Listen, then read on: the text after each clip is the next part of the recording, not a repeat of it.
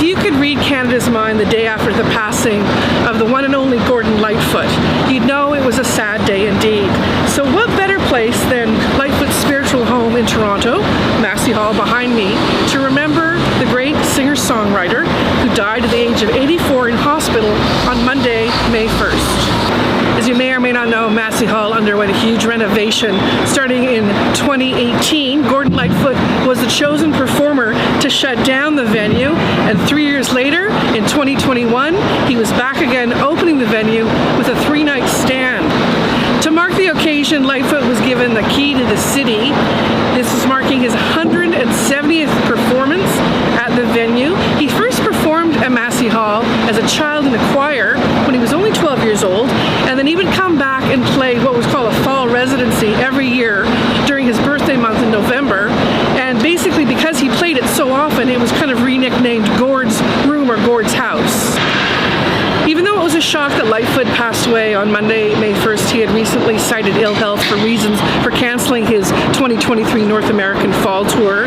But in spite of that, he had actually been a tireless performer in his advancing years. He had survived a very serious stomach aneurysm in 2002 that occurred in his hometown of Orillia at the Opera House there. He was airlifted to Hamilton Hospital, and it took a full 2 years for him to recover. He went back out on the road. He also had a minor stroke in 2006, and then he was the subject of a death hoax that thankfully turned out to be wrong in 2010.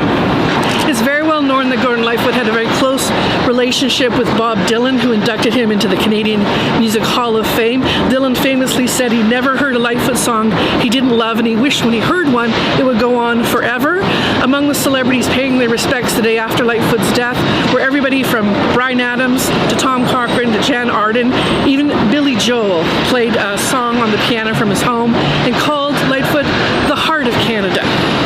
After heading to Los Angeles when he was only 18 years old to basically become more educated about his craft, Lightfoot's first breakthrough was in the mid-70s when Ian and Sylvia Tyson covered his song Early Morning Rain. It got him signed to Albert Grossman as an agent, who was also an agent to Bob Dylan. From then on in, artist after artist started to cover Lightfoot songs, everybody from Elvis Presley to Johnny Cash. And perhaps there's no bigger compliment in pop culture when you are parodied.